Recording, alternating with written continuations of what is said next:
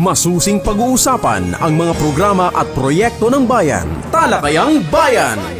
Ilalahad ang mga plano at direktiba ng pamahalaan. Pag-aaralan ang bawat anggulo ng sitwasyon. Lilinawin ang bawat issue. Magbibigay ng matalino at makabuluhang talakayan. Talakayang Bayan! At nagbabalik ang ating programang impormasyon ng bayan para sa lahat. Nandito na po tayo sa ating ikalawang segment, ang Talakayang Bayan. Malapit na naman pong dumating ang buwan ng Marso kung kaya tayo po ay excited na sa paparating na kapistahan dito sa ating bayan. Siyempre, andyan po ang ating Kanyugan Festival na magse-celebrate ng kanilang ika-18 taon ngayong taon.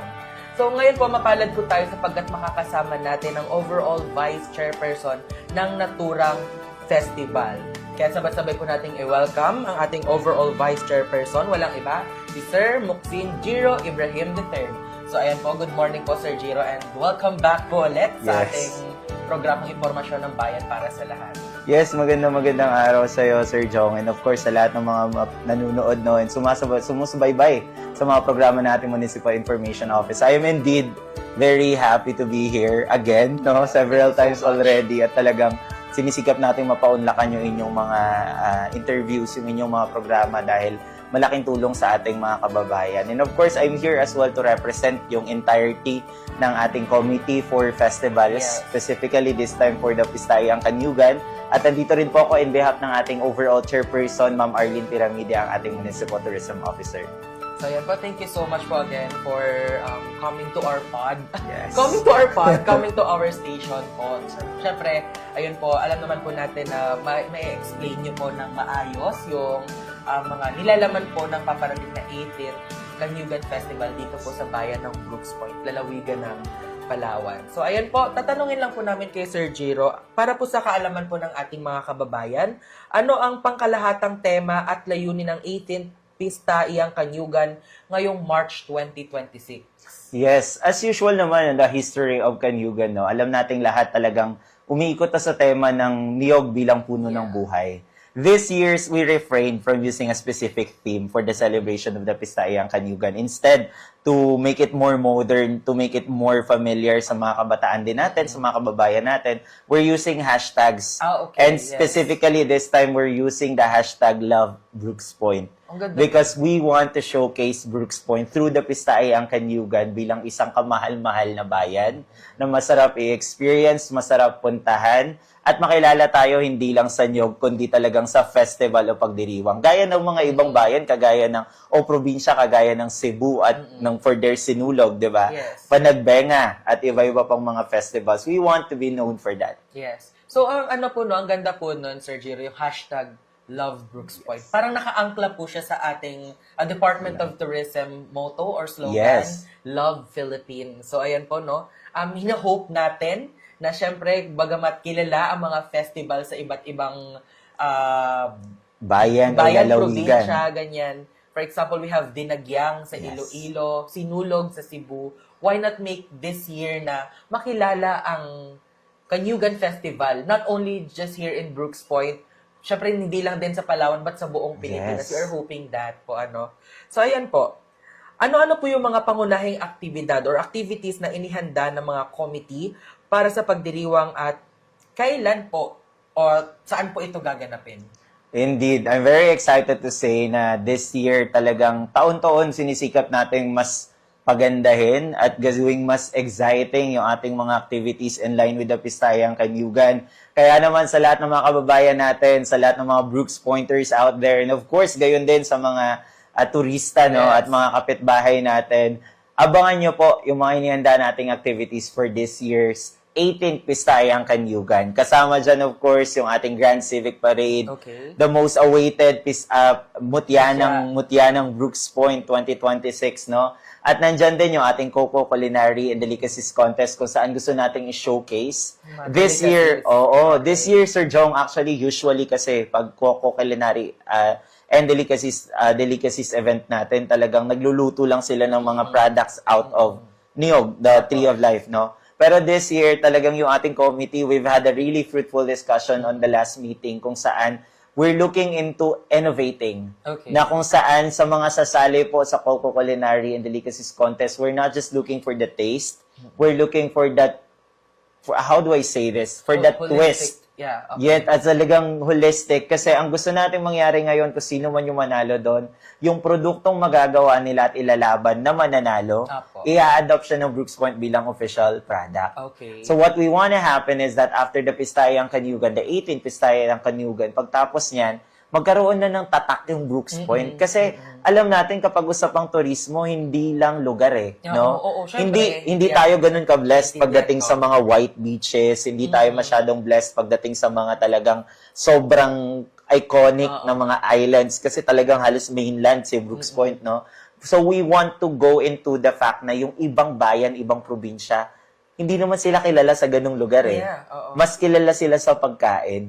So kung merong Palawan Hopia, gusto natin merong Brooks Point something, a product, a food na babalik-balikan ng mga tao. Babalik-balikan ng mga tao. So, napakagandang ganun, sir, no, na syempre, props to those people who behind that na nakapag-isip ng ganong klaseng activities na syempre, hindi lang tayo basta-basta magluluto dito. Yes. Kumbaga, parang, I think it's about time para magkaroon tayo ng pagkain na talagang something iconic dito sa bayan natin. Yes, at unique. Kasi meron na rin tayong mga bandi, meron tayong jam, coco jam, etc. Pero kasi meron na yan sa ibang lugar eh. Opo. So gusto natin ngayon parang meron tayong unique product na babalik-balikan po talaga ng mga kababayan natin. At gayon din syempre ng mga bisita natin. Panahon na para mag-retire ang Chowlong.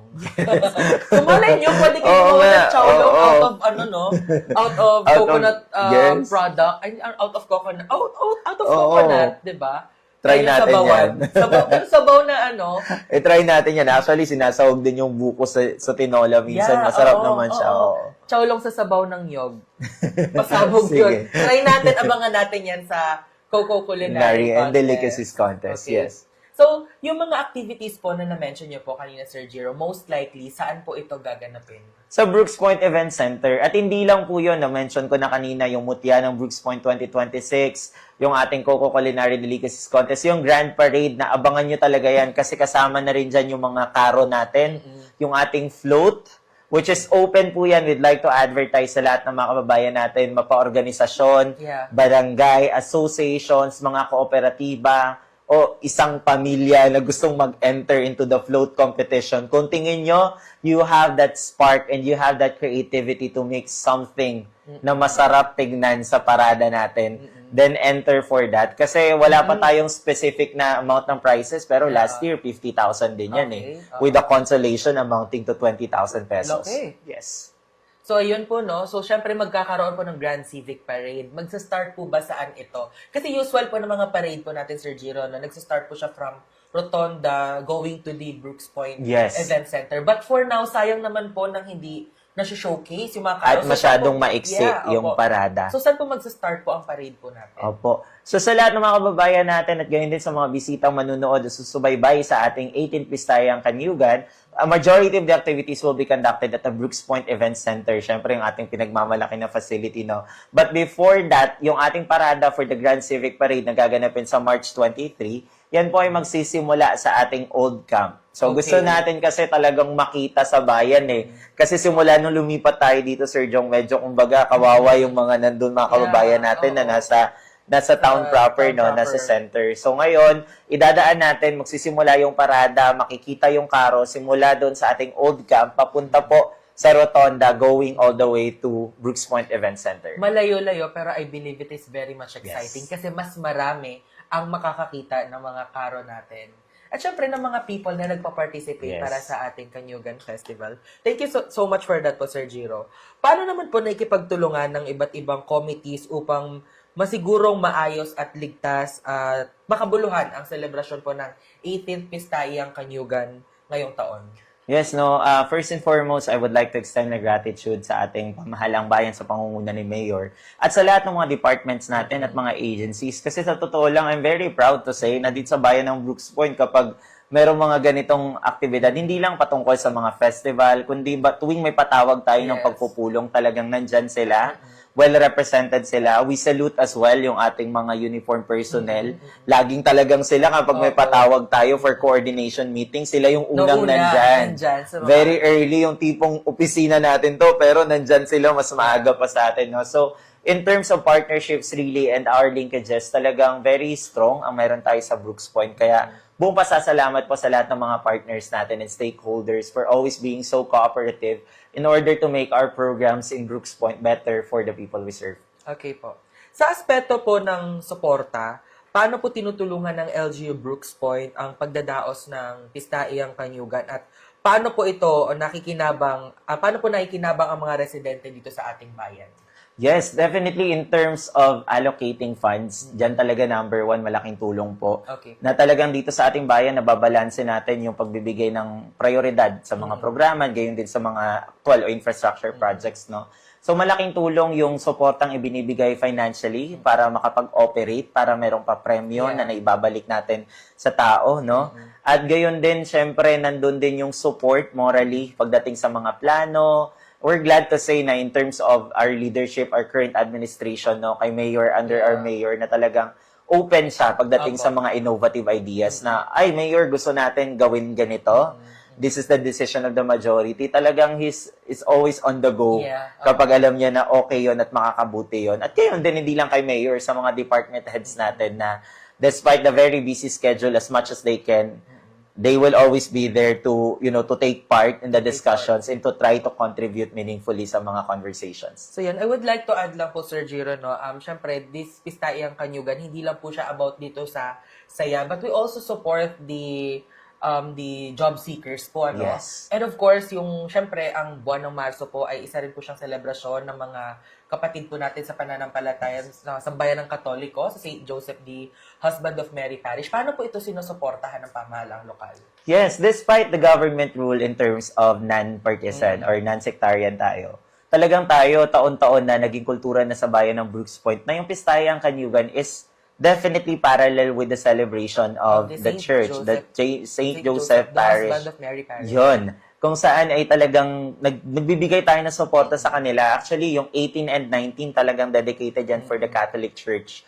Should they want to make any program sa Octagon Plaza or sa Brooks Point Event Center. Ganon din for this year. Talagang yung 18 to 19 talagang dedicated po yun for the church. And nagpapadala rin tayo ng mga tulong. Minsan nagpapadala tayo ng pagkain at kung ano mga logistical requirements yung pwede nating maitulong. And in terms naman doon sa ating mga job seekers, no? Meron tayong M-Peso job fair for this year. Kung saan yung ating Municipal Public Employment Services Office sa pangunguna ni Ma'am Adeline Malong Benedito is actually calling out to employers and will be bringing all of the employers together in one space. Either sa event center, no, pina-finalize lang natin, or sa Octagon Plaza, tentatively on March 21st. Kung saan ay pwedeng pumunta lahat ng mga naghahanap ng trabaho o may trabaho pero gustong lumipat ng trabaho. Pwede po kayong pumunta doon. Kasama rin ang DOLE, nandun din po yung PhilHealth, SSS for additional assistance at other services. At meron ding on-the-spot hiring para sa mga magugustuhan ng mga employers natin. Ang ganda no, on-the-spot hiring. Siyempre, ano kayo ma-feel ng tao or ng applicant na ma-hire siya on the spot? Yes, on the spot, no? So, abangan po natin yan. Abangan natin yung mga pasabog sa darating na March 2026. Madaming activities ng Pistaiyang Kanyugan. Oo, actually marami pa akong di nababanggit pero later on definitely we'll let you guys know kung ano pa yung mga iba nating activities. Okay po. Ano naman po ang mga bagong tampok o kaibahan ng Pistaiyang Kanyugan 2026 kumpara sa mga nagdaang taon na dapat abangan ng publiko? I would say kung pagdating sa mga differences, we make the programs more innovative this year. Nabanggit ko kanina sa Coco Culinary Delicacies Contest natin, gayon din yung ating social media contest, no? Okay. So this time, kasama na rin, alam nyo, talagang daming nananalo last year. Best in Selfie. Nanalo ka nga ata once na din. Vlog. Vlog, yes. Vlog. Best in Groupie. At meron na rin tayong Best in Kanyugan Reels for this year. Okay. Yan ay under ng ating contest na Kanyugan Frame Fest. Kung saan nandyan yung ating Best Selfie, Best in Groupie, and Best in Kanyugan Reels. Na daily may mananalo dyan ng sa Best in Selfie, dalawa mananalo dyan, tig 500. Best in Groupie, tig 1,000. Dalawa din. And Best in Kanyugan Reels po, 1,500 daily Every yung day? mananalo. Every day. Ang laki. Of course, that's Oo. from March 20 to March 23. No? Okay, So, okay. 4 days siya na ganun karami yung mananalo sa ating mga pa-online activities. And aside from that, talagang this year, we're bringing guests na magugustuhan ng mga kababayan natin. Alam natin talagang for the last few years, excited palagi yung mga kababayan natin pagdating sa gabi Yes, kasi may ng artistang dadating. LGU Night. Okay. For the Pistayang Kanyugan, we call that the Gabi ng Pistayang Kanyugan. So that's on March 23, no, ng gabi. We have not just one, Not just not just Two? two, but definitely 3 guest artists for you guys. Hindi ko lang pwedeng banggitin pa Okay. kasi baka ma-spoil ko, no? Pero Saka na natin banggitin. sa mga kababayan natin dyan, Abangan manood ninyo. kayo, no? From the very beginning ng ating pagdiriwang until the very end on the 23rd, we have a lot of surprises for you guys. Especially sa 23, tingin ko ma-enjoy talaga nila yun, eh. No? Para tayo nag-ano dito, anong tawag doon? Yung party. hindi, yung mga parang mga may rumors, no, kung sino ba yon. Ano, blind item. Yon, blind item to. So, isang lalaki, isang babae, tapos isang komedyante. So, look Okay. forward to that po. Na-excite ako nung nalaman ko kung sino. Ay, grabe. Crush mo ba yung guy? Yung girl? Hindi pa sigurado. Secret. Kasi komedyante, sana drag queen. Yes, di ba? We're looking forward into that, yes. Okay, so I think, Sir Giro, correct me if I'm wrong, I think mas exciting yung this year kasi as we celebrate the 80th year of Pistayang Kanyugan, magandang milestone ng 18. Katulad niya nung Yes. sabi, di ba? Parang nag-debut Debut. yung Oo. Kanyugan Festival. Kasi 18 years na siya. And of course, I would like to say that correct, agree with you kanina na sinabi niyo po na every year we make it more innovative. Yes.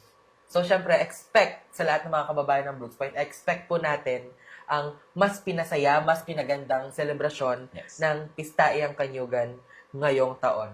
Bilang pagtatapos, Sir Giro, ano po ang inyong paanyaya sa mga taga Brooks Point at sa mga bisita na makiisa sa ating 80th Pistayang Kanyugan ngayong March 2026? Opo, sa lahat ng mga kababayan po natin at mga bisita, ganun din yung mga karatig bayan natin, no? Samahan niyo po kami pagdiriwang yung debut ng Pistayang Kanyugan. Actually, isa nga yan sa mga pinag-isipan na hashtag, no? Hashtag 18, Debutant pala. debutant si Brooks Point's Pistayang Kanyugan. Talagang, we're doing all of this po. Alam niyo, the challenge really when we do the planning is that how do we make it enjoyable for the people?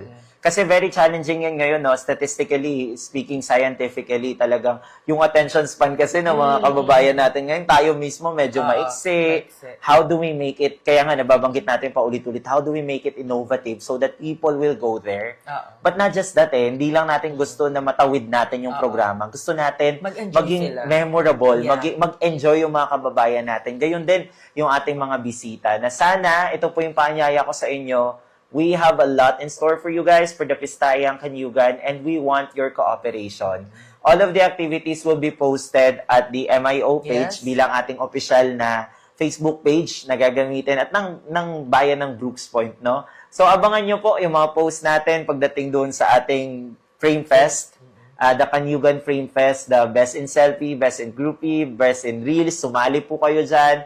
Sa mga business owners natin, the way that we're helping you as well is that magsiset up po tayo ulit ng ating trade fair. Magsiset up po tayo ulit ng food stalls. And sa mga sasali sa Frame Fest natin, required din na you take a picture there as well and Yeah. post it for higher chance of winning, di ba? So magkumain kayo with your loved ones doon sa ating mga food stalls. And aside from that, sa lahat po ng mga kasama natin, sa lahat ng mga kababayan natin, really, you have to participate. Yung Mutya ng Kanyugan, Mutya ng Brooks Point 2026 is still currently looking for possible candidates. Ang screening natin isasagawa po ngayong February 15.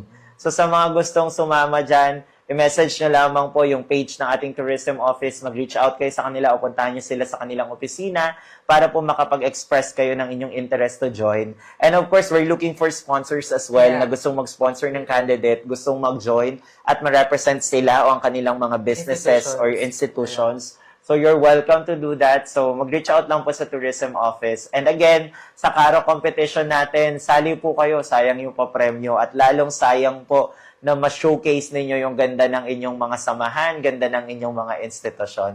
So yun lamang po, no, sa lahat ng mga kababayan, again, we're very excited to welcome the 18th Pistayang Kanyugan, and we want and we wish to celebrate it with you guys. Thank you so much po. Ayan, Ate Tin, sumali ka na. So, kidding aside po, once again, Sir Giro, thank you so much for your time. I know na napaka-busy mo po bilang focal person or designate ng Municipal Youth Development Office at syempre ang overall Vice Chairperson ng 18th Pistayang Kanyugan. Alam po namin napaka-busy niyo po yan. Nagpaut lang po kayo ng interview po sa amin dito sa Municipal Information Office sa aming programang Impormasyon ng Bayan para sa lahat. It's truly be an honor to be with you as always. Sana po hindi po kayo pagsawa na supportahan ang aming programa. Definitely. Thank you so much din, Sir Jom. So ayan po, thank you so much. Magbabalik po ang ating programang Impormasyon ng Bayan para sa lahat. Pagkalipas lamang po ng ilang paalala. Talakayang Bayan. Masusing pag-uusapan ang mga programa at proyekto ng bayan. Talakayang Bayan. Ilalahad ang mga plano at direktiba ng pamahalaan. Pag-aaralan ang bawat anggulo ng sitwasyon. Lilinawin ang bawat issue. Magbibigay ng matalino at makabuluhang talakayan. Talakayang Bayan. Serbisyong Bayan. Mga serbisyo, programa at proyektong bayan na dapat mong malaman at mapakinabangan. Serbisyong Bayan. Mga tulong ng pamahalaan, diretso sa mga mamamayan. Hatid ng pamahalaang lokal ng Brooks Point. Serbisyong Bayan. Malinis, mabilis at makadiyos na paglilingkod. Serbisyong Bayan. Narito na po ang ating serbisyong bayan na hatid po ng pamahalaang lokal ng bayan ng Brooks Point sa pangunguna ni Mayor Cesario R. Benedito Jr., Vice Mayor Attorney Mary Jean D. Feliciano at ng mga sangguniang bayan members. Una na po dyan, pabatid para sa lahat ng mga property owners sa Palawan. Isang mahalagang paalala para sa mga may-ari ng lupa, bahay at iba pang real property. Magbayad po ng real property tax sa tamang oras. Maaring magbayad ng buo o quarterly. May 10% discount sa maagang pagbabayad para sa taong 2026 mula January 2 hanggang March 31. At 20% discount naman para sa advance payment ng taong 2027. Paalala rin po na may surcharge at interest ang mga late payment. Para sa tamang pagbabayad, magtungo lamang po sa Municipal Treasurer's Office o Provincial Treasurer's Office. Para sa iba pang detalye, makipag-ugnayan lamang po sa inyong mga munisipyo. Magbayad ng maaga para makaiwas sa multa at dagdag na bayarin. Serbisyong Abiso Bayan. sa lahat ng mga mamamayan na mag-iingat sa influenza. Isang paalala sa kalusugan para sa lahat ng mga Palawenyo. Ipinapaalala ng Provincial Health Office of Palawan ang patuloy na pag-iingat laban sa influenza o trangkaso, lalo na ngayon ay pabago-bago ang panahon. Kung kayo po ay may nararamdamang lagnat, ubo, sipon o pananakit ng katawan, agad na magpatingin sa pinakamalapit na health facility. Ang maagang pagkilos at tamang kaalaman ay mahalaga upang maiwasan ang komplikasyon at pagkalat ng sakit. Atin pong tatandaan na sama-sama nating pangalagaan ang kalusugan ng bawat Palawenyo. Serbisyong Bayan. Abiso para sa lahat ng mga negosyante at taxpayers ng Brooks Point. Malugod po namin ipinapabatid na simula noong January 5, 2026, maaari na po kayong mag-apply online para sa renewal o bagong aplikasyon ng inyong business at mayor's permit. Ito po ay alinsunod sa SB Resolution number 2019-221 at sa bisa ng Memorandum of Agreement na nilagdaan noong September 11, 2020 sa pagitan ng lokal na pamahalaan ng bayan ng Brooks Point at ng Department of Information and Communications Technology o DICT sa pakikipagtulungan syempre ng Department of Interior and Local Government o DILG. Sa pamamagitan ng modernong teknolohiya, ipinapatupad po natin ang Electronic Business Permits and Licensing System o EBPLS upang mas mapadali at mas mapabilis ang proseso ng inyong aplikasyon. Maaari po kayong mag-login sa eGov.ph. Serbisyong Alamin ang Bayan. tamang impormasyon tungkol sa HIV at AIDS, paano ito napapasa, paano ito maiiwasan, at kung bakit mahalaga ang maagang pagpapasuri. Atin pong tatandaan na libre ang HIV testing at mananatiling kompidensyal ang inyong konsultasyon. Ang tamang edukasyon ay susi sa ligtas, responsable at mas matatag na kinabukasan ng bawat Pilipino. Magpa-HIV test. Alamin ang inyong status. Kayo po ba ay may mga tanong o gustong magpa-HIV test?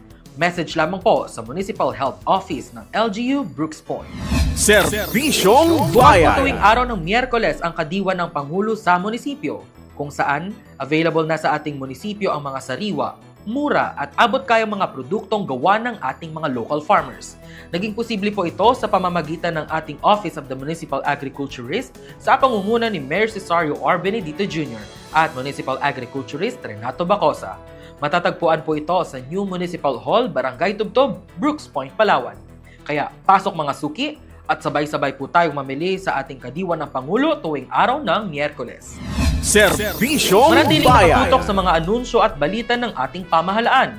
Upang maging updated sa mga anunsyo at balita ng pamahalaang lokal ng bayan ng Brooks Point, maaari lamang na i-follow ang ating official Facebook page, ang Municipal Information Office-Brooks Point o sa www.facebook.com/MIO Brooks Point. Maaari nyo rin pong mapanood ang mga nakalipas na live events, highlights at impormasyon ng Bayan para sa Lahat program sa ating official YouTube channel. Hanapin lamang po ang channel ng MIO Brooks Point o sa www.youtube.com/@MIO Brooks Point. Serbisyong Bayan. Alam mo ba, may mga updates na rin ang MIO Brooks Point sa TikTok. Dito mo mapapanood ang mga highlights, mahalagang impormasyon ng Bayan para sa Lahat programs, at iba't ibang segment tulad ng Balitang Bayan, Talakayang Bayan at Serbisyong Bayan. Para laging updated sa mga kaganapan ng ating bayan, i-follow lamang po sa TikTok ang @MIO Brooks Point. Serbisyong Bayan. Nakapalo ka na ba sa amin? Para laging updated sa mga kaganapan, anunsyo at serbisyo sa ating bayan, i-follow po ang ating official Instagram ng Municipal Information Office-LGU Brooks Point. O makikita nyo po ang @MIO Brooks Point. Abangan ang mga balitang bayan, paalala at mahalagang impormasyon para sa bawat mamamayan. Serbisyong Bayan. Nakafollow ka na rin po ba sa ating Twitter account na ngayon ay official lang tinatawag na X? Para sa mabilis at updated na balitang bayan, anunsyo at serbisyo, i-follow lamang po ang official X account ng Municipal Information Office-LGU Brooks Point. Updated ka dito. Serbisyong At doon po Bayan. nagtatapos ang ating programang Impormasyon ng Bayan para sa Lahat. Sa ngalan po ng LGU Brooks Point at bumubuo ng Municipal Information Office sa pangunguna ni Municipal Information Officer Designate Mr. Darwin H. Omar, PhD, ako po ang inyong lingkod, Joshua Sariego. Mapagpalang araw po sa ating lahat at kita-kits po tayo sa susunod na araw na Sabado. Impormasyon para sa lahat. Balitang Bayan, Talakayang Bayan, at Serbisyong Bayan. Ihahatid lahat yan sa programang Impormasyon ng Bayan para sa lahat. Impormasyon ng Bayan para sa lahat. Tumutok sa 104.5 Radyo Natin Brooks Point tuwing Sabado, alas 11 ng umaga hanggang alas 12 ng tanghali. Tampok ang mga tagapagbalita mula sa iba't ibang paaralan sa bayan.